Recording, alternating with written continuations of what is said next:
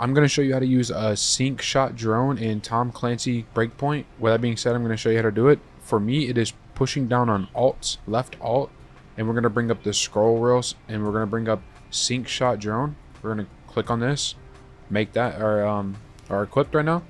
And also, if you want to unlock the sync shot drone, you're going to have to go into your skills tree right here. We're going to scroll until we go over here to the left right here under stealth, sync shot drone. And with that being said, we can go ahead and take the drones out. We can aim at them, push G. They're gonna go over to them. We have another target right here. We're gonna aim at him, push G. It's gonna go at him too. You see the thing going above him right now?